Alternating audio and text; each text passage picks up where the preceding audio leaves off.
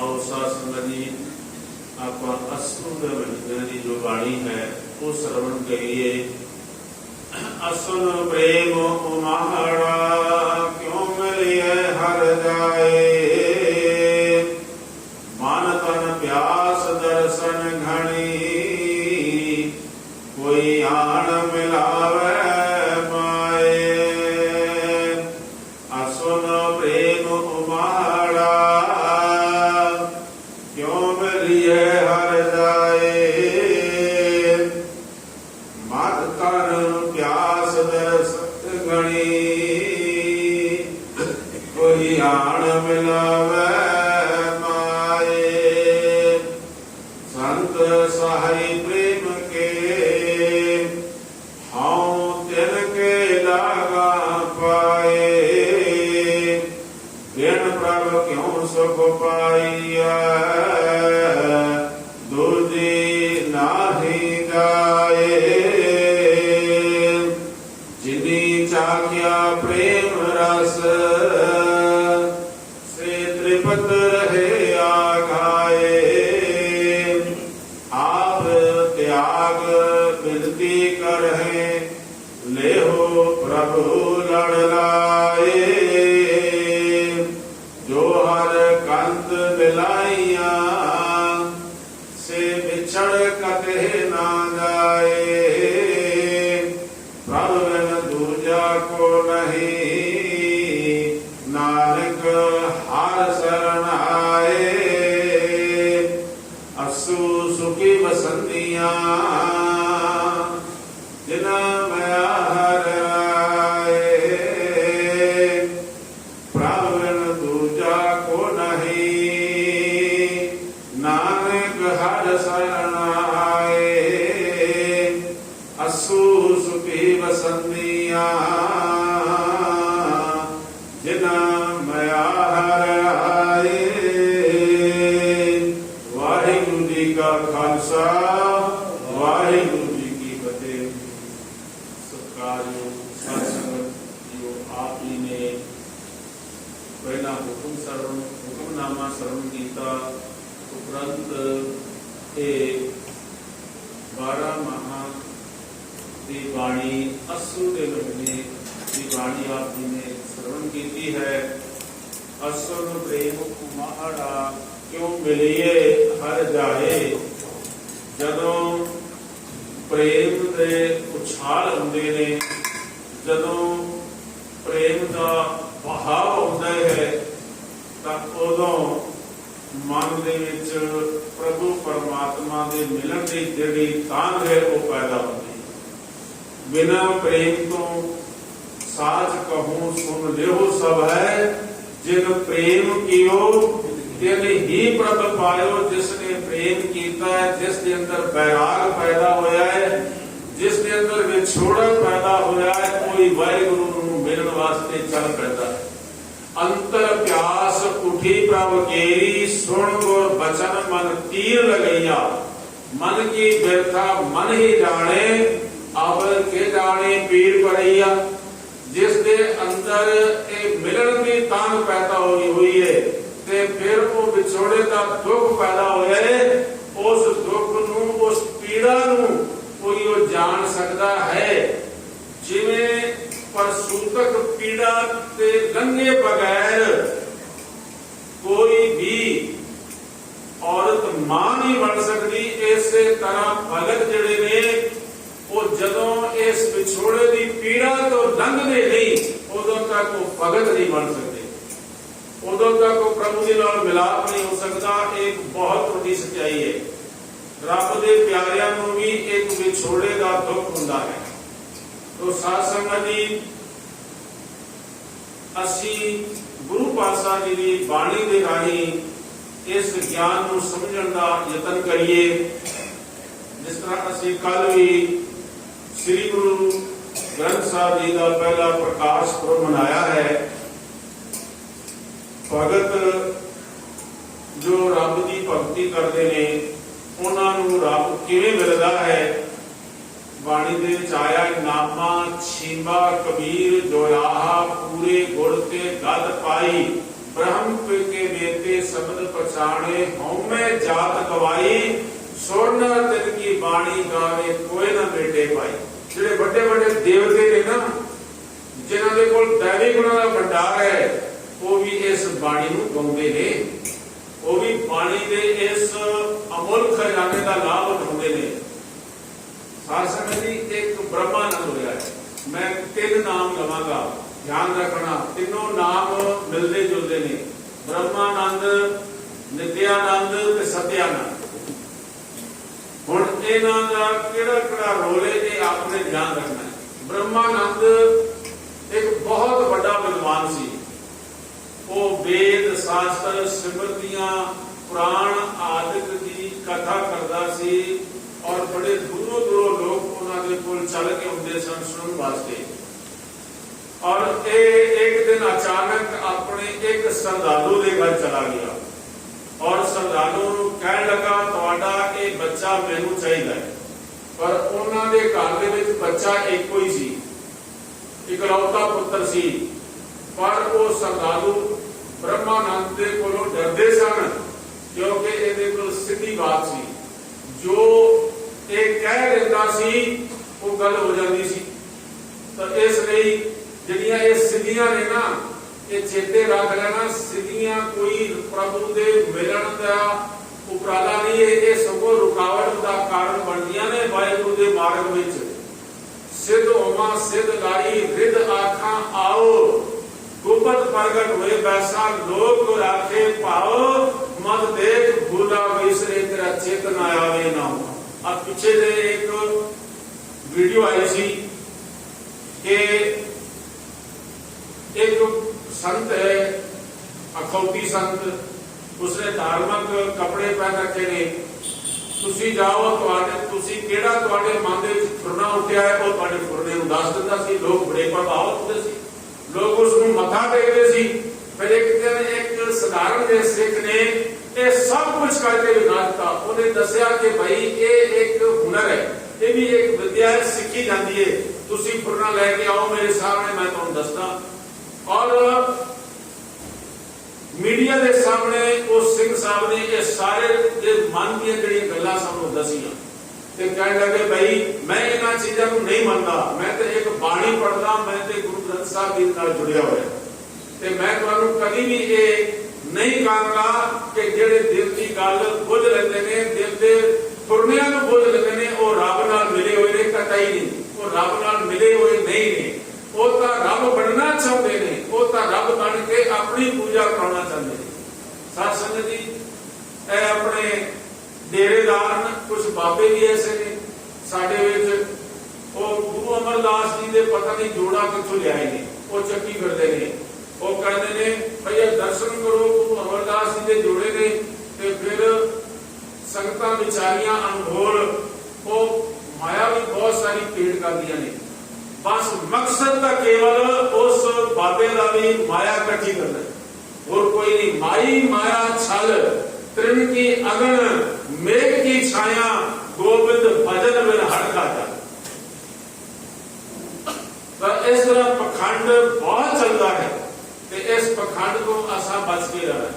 तो ये ब्रह्मानंद अपने श्रद्धालु दे घर गया ते कहने लगा जी मैनू ये तुहाडा बच्चा चाहिए। सारे परिवार ने कहा जी असी कल तुहानू सोच के विचार के दस देवांगे। मन में डर सी कोई ऐसी गल ना कह देना जिस करके जो है साडा घर हसदा वसदा रसदा जो है वो गमियां दे विच तब्दील हो जाए। दूसरे दिन जदों वो गया ते उन्होंने वो बच्चा मजबूरन देना पिया क्योंकि इकलौता पुत्र सी। उन्होंने कहा जी ले जाओ, उसका नाम उसने रखा नित्यानंद। ब्रह्मानंद लैन गया उस बच्चे नूं ते उस बच्चे का नाम उसने नित्यानंद रखा। साध संगत जी उसनूं भी उसने एक कथा सिखाई, उसनूं भी एक धर्म की विद्या दी ते पूरे देश दे विच वो भ्रमण करता रहा। जिवें बिहार, मध्य प्रदेश, महाराष्ट्र, छत्तीसगढ़ ਅਤੇ राजस्थान ਤੇ पंजाब भी पहुंचा। ਜਦੋਂ पंजाब पहुंचा ना ਉੱਥੇ ਉਹਨਾਂ ਨੂੰ ਇੱਕ ब्रह्मानंद मिलिया ਜਿਹੜੇ पहले निर्मले उदासीए ये सन, ये भी एक सिੱਖੀ ਦੀਆਂ लहरां सन। ते बाद दे विच अड हो गए, कुछ साडे विच कमियां, कुछ उन्हां दे विच कमियां, जो कि इस सिੱਖੀ दे नालों अड होके बैठ गए, अलग हो गए। तां ये ब्रह्मानंद जिहड़ा सी इन्हां नाल उन्हां दा मिलाप होया अमृतसर साहब दे। फिर इन्हां ने जदों ज्ञान की चर्चा चली गुरबाणी की, और वो क्योंकि गुरबाणी का वक्ता सी ते ये जो ने वेदां शास्त्रां ते सिमरतियां दे वक्ते सन। साध संगत जी की होया, जिहड़ा ब्रह्मानंद दा जीवन सी ना वो बदल गया। वो कहने लगा ओदे जो लफ्ज़ ने वो ये ने कि सारी जिंदगी खाक छाड़दा रहा ते मेरी जिंदगी खाक छाड़दियां लग गई है। मैनू अज पता लग्या है कि असल खजाना का धन धन श्री गुरु ग्रंथ साहब जी ने।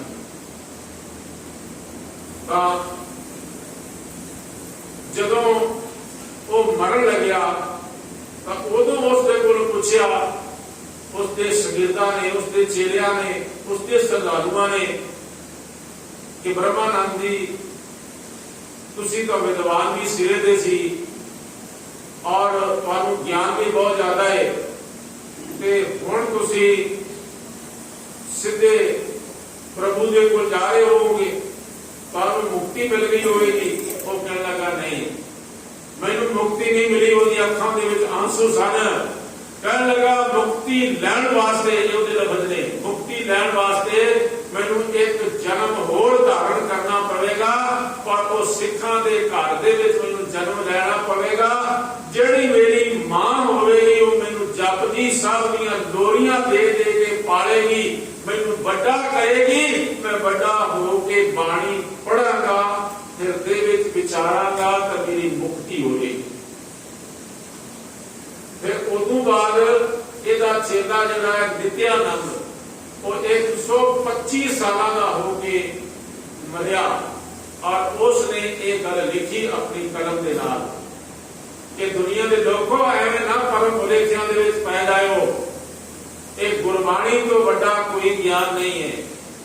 और जिहड़ा गुरबाणी तो बड़ा कोई समझदा है कि ज्ञान है वो परम भुलेखियां दे विच पिया होया है, उसनूं कभी भी मुक्ति नहीं मिलेगी।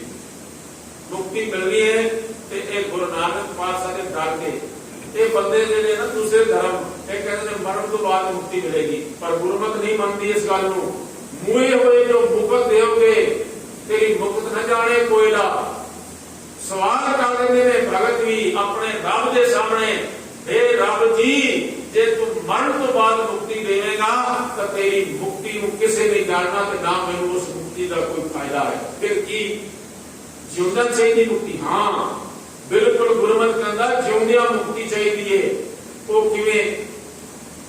देखो साडी पकड़ जिहड़ी है असीं परिवार दे विच रहना है, असीं धन पदार्थां दे विच रहना है, इन्हां दे विच रहंदियां होइयां असीं निर्लेप हो जाइए जिवें कमल दे विच फुल पानी दे विच कमल दा फुल रहिंदा है, जो कमल रहे विच पानी है तां साडी मुक्ति होगी। गुरु ग्रंथ साहब की बाणी है, तैसा हरख तैसा उस सोग सदा आनंद ते नहीं वियोग, तैसा स्वर्ण तैसी उस माटी, तैसा अमृत तैसी बिन खाती, तैसा मान तैसा अभिमान, तैसा रंग तैसा राधान, जो वर्ताए साई जुगत नानक को पुरख कहिए जीवन मुक्त। जिउंदिया मुक्ति मिलती है थे गुरु नानक पातशाह के घर दे विच, ते बाकी धर्म कहते जी नहीं कि मरण तो बाद मुक्ति मिलेगी, मरण तो बाद मुक्ति नहीं मिल लगी। मरण तो बाद किसी को की पता है कोई कितने जा रहा है? महाराज जी वाणी कहती है एक दजे एक दबिए एक ना कुत्ते खाए, एक पानी विच उसटिए एक भी फिर हसन पाए। नानक एव ना जा पई जे किथे जाए समाए। एक तां पानी में सुट दिंदे ने, एक दजे नामे लकड़ां दे नाल साड़ दिंदे ने, और एक जिहड़े ने जमीन दे विच दबा दिंदे ने, ते एक भी फिर हसन पाए। एक पारसियां दी रीत है, एक खूह हुंदा है, खूह दे उपर लोहे दा जगला हुंदा है ते ओहदे उपर नाल उन्हां ने उच्चियां बलियां उसारियां हुंदियां ने, ओहदे विचकार वो मरे मरी हुई देह को रख देंगे ने ते उन्होंने पंछी खा जाते हैं, बाकी दियां हड्डियां जिहड़ियां ने खूह दे विच गिर जांदियां ने। ते ये उन्हां दी रीत है। संगत जी एक ठीक है कि देह को संभालना जरूर चाहिए, नहीं तो बदबू फैल जाएगी। अगर मान लो किसी कारण बस देही का संस्कार का कोई उपराला नहीं हो सकता, गुरमत तो बड़ी खुली है, तो उस वक्त तुसी दूसरा तरीका अपना सकते हो। उसको धरती भी दफना सकते हो, उसको दरिया के रोड़ भी सकते हो, ये संसार नहीं करना। एक गुरमत का असूल है। तो सार संगत जी नानक एव ना जापई कि किथे जाए समाए, किथे जाके इसने समाना है, किथे चला गया। लोग जो अस्थियां चुगले ने ना, उदो एक हड्डी में चुग के कहने लगे कि आए आत्मा। दूसरे दिन अपने घर दे विच बर्तन दे विच ना अपने सुआ रख के ते उनको ढक देंगे। देख लो जी असीं ढकिया होया सी, उहदे विच गैस हुंदी है, वो गैस दे नाल कोई निशान पाया जाता है।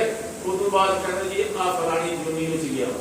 हद हो गई। गुरु नानक पातशाह कहते ने नानक एव ना जापई जे किथे जाए समाए, पर असी गुरु नानक पातशाह जी को अगाह लंघ गए।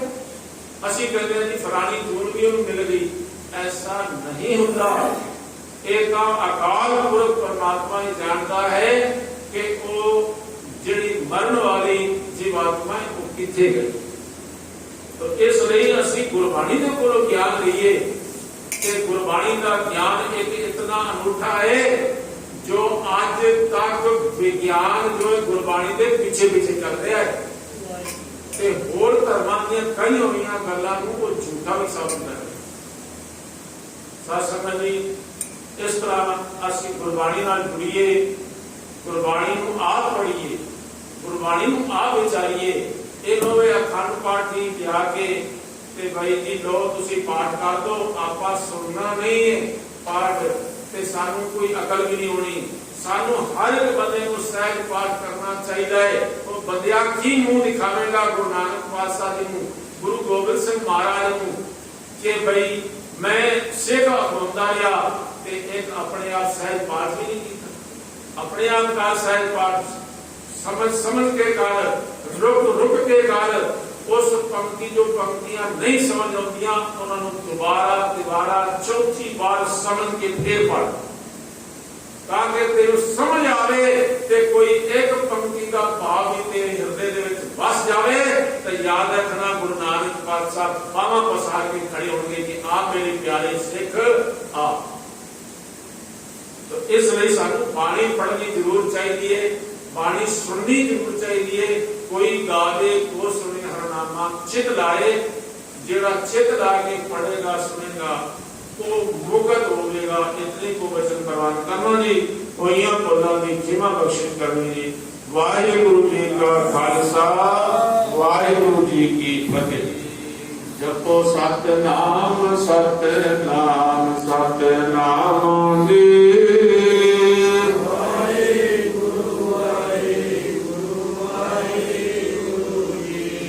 जपो सतनाम सतनाम सतनाम।